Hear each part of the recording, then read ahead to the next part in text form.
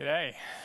As Jocelyn said, I'm Daniel, and this is by far the furthest I've been from home, so it's very good to be here. This is going to be a simple talk. I want to start and finish with one question, and if you forget everything in between, that's fine. But for us as people who make things, I want to help us ask one simple question. What could go wrong? That's it. Every line of code, every test, every deploy, every new feature in Ruby 4, every time you SSH into production without telling anyone, what could go wrong? Now, obviously there's a way to ask this rhetorically, right? Yeah, what could go wrong? And we know what this looks like, whether we're about to set our friend on fire, or we need to cross a bridge with a little more river under it than usual. And I think there's a familiar conversation happening here. We can make it. No, we can't. And I think we have the same conversation again and again, whether professional or personal context, whether we're parenting or pushing to production. So my goal today is to help us ask that question a little more critically. What could go wrong? Not only so that we can make better decisions, but so that we can disagree more rigorously about crossing the bridge. A long time ago, in another life, I studied environmental chemistry. And I don't remember much from my chemistry degree, but I remember two things. Firstly, everything is toxic if you have enough of it and you've got the right attitude. And secondly, danger has two factors, risk and hazard. Now, chemistry was a long time ago, and I'm terrified now that as soon as I finish, someone will come up and say, actually, ISO 31000 defines, you know what? You're probably right. So let's just keep this really simple. One dictionary defines danger as the possibility of suffering harm or injury. Two factors, possibility, harm. Just like risk, hazard, two factors. The exact terms don't matter, but just to appease the ISO gods, let's choose some different words. Let's make something up.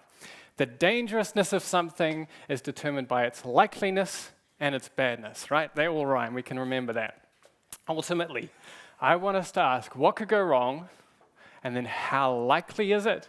And how bad would it be? This is it. This is the whole talk. What could go wrong? How likely is it? How bad is it? Let's break this down a little bit.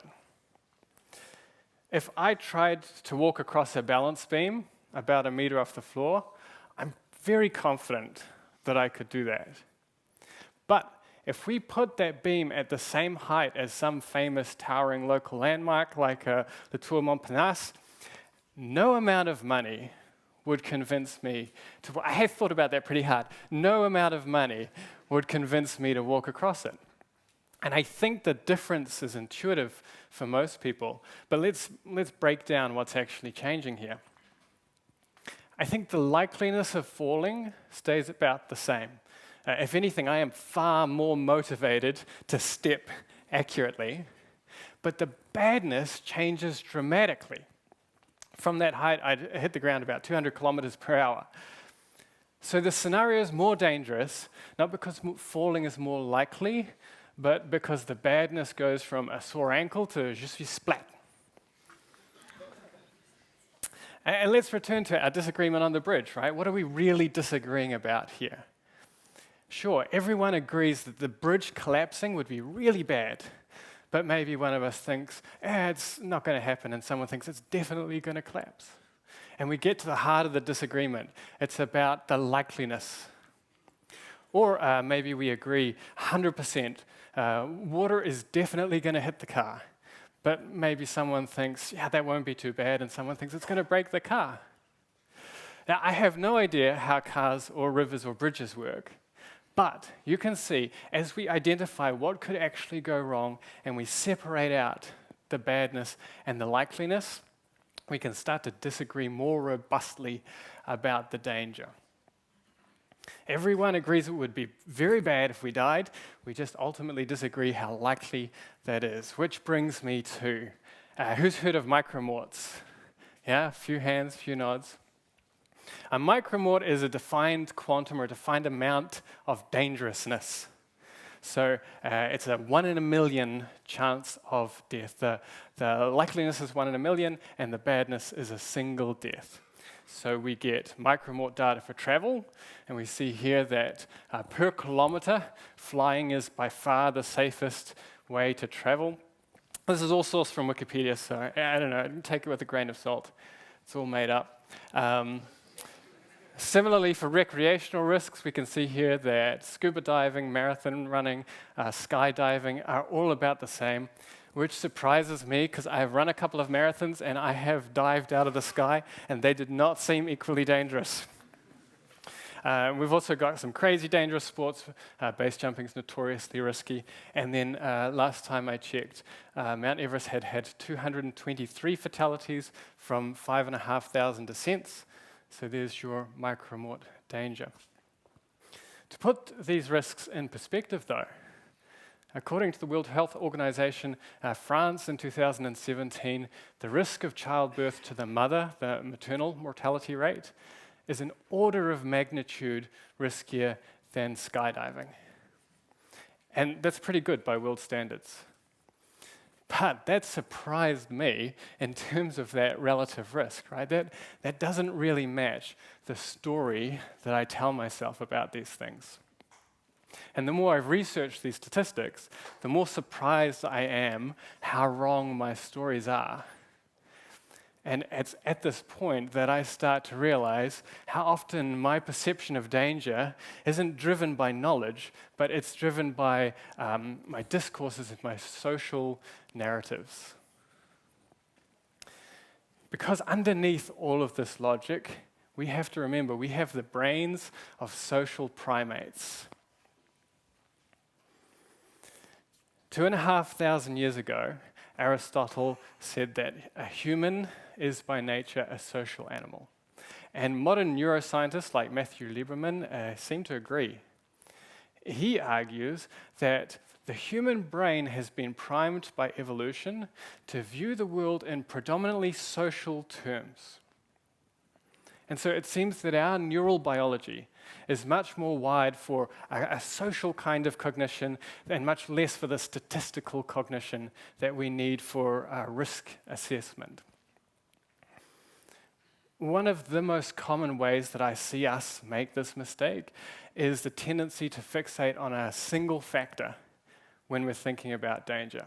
So, for example, we can easily fixate on the low likeliness of something happen and completely ignore the high badness. We might call this complacency. We have a minivan, a big car, and even with a camera in the back for reversing, it has a worrying amount of dents in the rear bumper. So now, when we're reversing, we've got this little safety jingle that the children sing. Because it's too easy to think, it'll never happen, and forget how unimaginably bad it would be if something tragic did happen. Alternatively, we can fixate on the high badness and completely ignore how unlikely something is. We could call this hysteria, which I think we have plenty of examples of in this day and age. Guy Gerenza is a psychologist who studies decision making. And he talks about how in the year following 9/11, an estimated 16,000 Americans died on the road because they drove long distance instead of flying. So we can see how easy it is to focus on how bad a plane crash is and ignore how likely a car crash is. And none of us are immune to this. We can see from our collective behavior that these fixations, these stories that we tell ourselves, they are just simply part of our social inheritance. This is just how our brains work. Whether it's complacency or hysteria or something else, this is just how our brains work. It's like Andy said, we think the person riding the elephant is in charge, but so often the emotional, or perhaps I'll say the social elephant, is the one that's choosing the direction. And whether that's influenced by a family of origin or ideology or our sense of belonging or identity, whatever, the rational layers of our brain are really only very recent evolutionary add-ons. But while I think we have some hurdles for thinking accurately about danger, I think if we can be mindful about our biases, and if we can distinguish clearly and think about danger in a structured way, I think experience shows we can be pretty good about this. We might be social primates, but we socialized our way to the moon. Okay, let's talk about code. When we code, the answer to the question, what could go wrong, depends on 1,000 little details for the precise thing that we're trying to do. So it's a little bit artificial to try and demonstrate it in a conference talk. Nevertheless, let's have a look. We'll start at the line of code level. So here's a simple working method to fetch a file from the URL. If you can't see all of the code, you can't read it, don't worry, you'll get the gist. What could go wrong? Right, let's start with nil. What happens if the URL argument is nil? How likely is that? Well, I'm a Rubyist, so I know it's very likely. And how bad is it? Well, if we try it, we see that the URI method returns an argument error. It's quite clear what's gone wrong. So I think that scenario is actually okay. So it's likely, but it's not too bad. We're not going to do anything about that. What else? What if we get a blank string or a junk string? Well, it turns out that all strings are valid URIs. So if we supply a junk string, we get a very obscure error from net HTTP. I think it's just as likely as getting a nil. I think it's quite bad, it's quite unhelpful, so let's do something about it. It's worth fixing. So now we'll check the protocol of the schema, and we'll raise a clear error. What could go wrong next? We've got a valid URL, or URI. Now we've got a whole class of connectivity issues to deal with. Timeouts, DNS issues, issues on the server. So it's highly likely, it's the internet. And how bad is it? If we try, we see we get pretty good exceptions from the getResponse method. So again, I'm going to say this is not dangerous enough to fix. We could improve it if we're writing a library, catch it, and re-raise it with a different exception, but I think it's okay. So we get a response. What could go wrong next? What if we get a 404 or a 500? Right now, I think that is worse than an exception, because we think we have succeeded. So I think that's bad. I think it's quite likely, again, it's the internet. Let's do something about that. Ruby gives us the value method on net HTTP response, and that'll raise if it's a non-200 response. So that gets a comment. We now have a successful response. What else could go wrong? What about a 300? How likely is that? I only thought of this because it happened when I was writing this example, so I think that's likely enough. And it raises an exception. So that's bad. We can do better. We'll just recurse on redirect. We'll take the new location and call the method again. What next? I think it's very unlikely that we will get into an infinite redirect loop. But if we do, this is worse than a misleading exception. It's worse than a silent failure. We're just stuck for ages, especially if it's a slow server, for ages and ages until we get a stack error. So we'll deal with that. We'll put in max redirects. We'll raise if we exceed it. We're getting a little bit more complicated now, but we've got a robust way of fetching a response. Now, we could keep asking that question. I'm sure you'd love me to, but I think that example is okay for now. Compare this to our original implementation. The happy path is about the same, but now we've asked, what could go wrong? We haven't addressed every single thing that could go wrong, but we've thought about the consequences, we've thought about the likeliness, and the real dangers are mitigated. So we can ask that question at the line of code level. Here's a little counterexample. Years ago, I needed a unique, non-guessable key for a record, right? It's a pretty standard, commonplace requirement. Back then, I just added a callback active record to generate a UUID. Worked perfectly. What could go wrong? Now, prior to that, I had written a blog post specifically noting that you would need 112 terabytes of UUIDs before you'd even have a 1 in a billion chance of a collision. And a collision isn't even that bad, right? We have a unique constraint. It would be an exception. No one gets hurt. And part of my brain, I know the likeliness. I know how bad that would be. But yet somehow,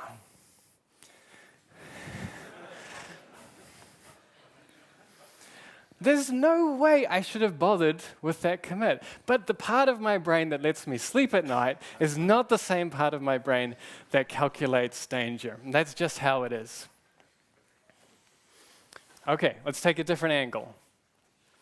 Recently, we had a project that was streaming some data from Salesforce. I don't know if anyone has used the streaming API from Salesforce. It's complex, it's fragile, and this is mission-critical code. So it's very likely to break badly. Now, I think the default is just to write automated tests, right? RSpec and done. But we can't stop asking the question yet. What could go wrong with automated tests? We went down this path a little way. They're very brittle to mock. They're very likely to change. They're difficult to read just because of the way the streaming protocol works. We can't use VCR or any of the other nice libraries. So we're going to sink a lot of maintenance time into these tests. So if there are dangers with untested code and there are dangers with automated testing, what do? We actually dropped automated tests and we wrote an interactive test script. So you run the test, then you go to Salesforce, you do some things, and then the test continues and verifies that it's done things correctly. That's, I think, an unconventional trade-off, but it reduces the danger of untested code without introducing a whole lot of new dangers in automated testing. And it's easy to get stuck in patterns, like Philip was saying. You know, we just go 100% automated test coverage. But I think if you ask the question, what could go wrong, and keep asking the question, you can move beyond best practices and mitigate your specific dangers. You can innovate around danger. One last example before I wrap up, nearly lunchtime. A while back, I was working on some authentication code, and I noticed that even though the response was identical for an incorrect email or an incorrect password, the response time was measurably different, right? Not noticeably different, but measurably different. So technically, you could perform user enumeration via a timing attack. So I spent considerable effort writing constant time password authentication. What could go wrong? Right? So now the code is pretty unintuitive. It's hard to tell what's going on. Small tweaks to that code will affect the timing. So I think it's very likely that someone breaks timing safety. So of course, I spent considerable effort writing a spec to compare the timing. What could go wrong? Well, now we have a non-deterministic test. So we've got to mitigate false positives and we've got to mitigate false negatives. So I spent a considerable amount of effort avoiding timing jitters and taking medians and ensuring we have a statistically significant sample size and even wrangling garbage collection, all to write a reliable timing comparison spec helper. Finally, nothing else can go wrong.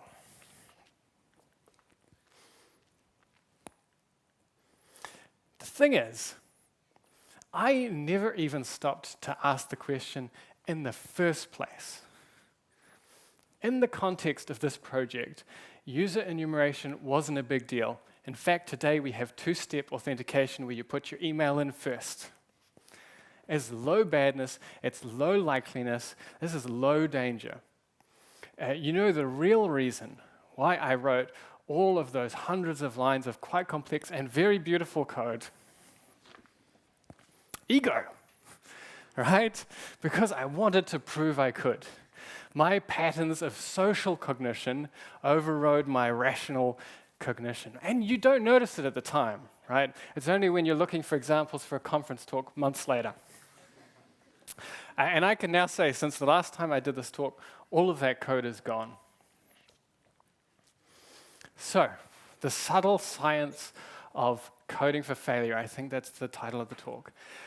Next time you are writing code or designing systems or just backing down the driveway, I want us to ask three questions. What could go wrong? How likely is it? And how bad is it? That's it. So, that's not the talk, that's the question, sorry. Very close, 30 more seconds. So, when it says thank you, then we're done. So when we're in the car together at the bridge, figuratively speaking, I hope, we can answer those questions as rationally as possible, but also, remember, we're not perfectly rational people, right? So we can use these big social brains to at least be kind to each other. Right, let's see.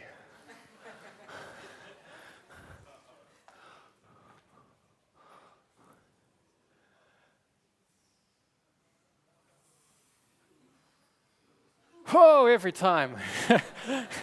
Thank you.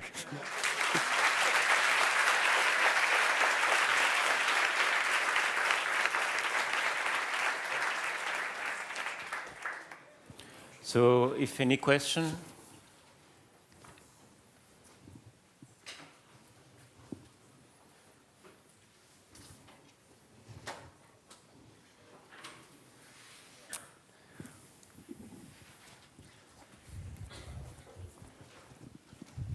That was great, thank you.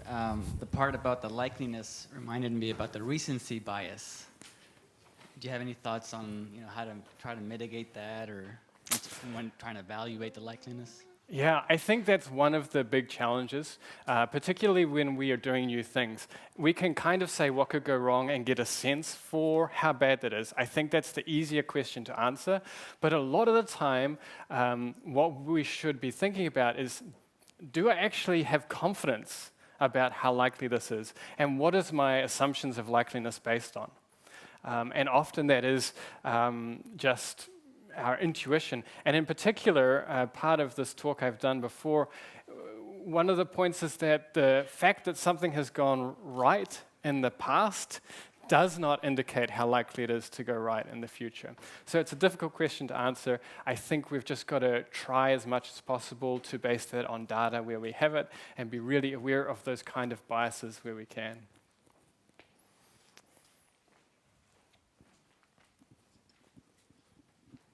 Hi, thank you. Just a question. So, is it a choice that you didn't mention anything about the reward that you take from taking that risk? Let's say, for example, the car.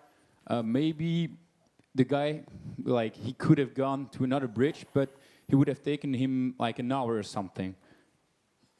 Yeah, for sure. So every cost has a benefit, right? Every risk has a reward. So here I'm just talking about how do we evaluate the cost, or how do we evaluate the risk, and breaking that down. I guess that's the other side to the bigger equation, is how do we balance that against the reward, for sure.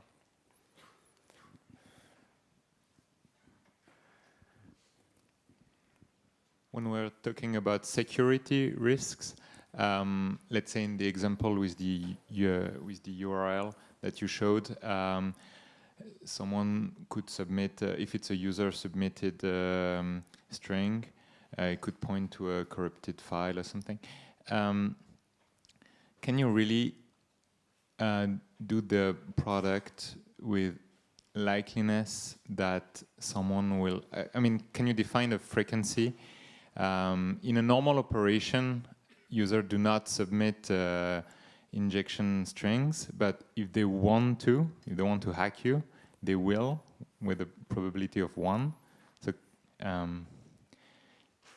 I guess, does your framework apply to security? Yeah, I think realistically, the information security world has a lot more sophisticated models than this, and that if you are specifically in that domain, you should probably be familiar with those kind of threat assessments and threat modeling and that sort of stuff. This is a very simple model because I want us to apply it on every line of code. I want us to apply it in every decision. And it's like, I think it was Andy's talk, every model is wrong, but some are useful. And so this is a very simple approach, for sure.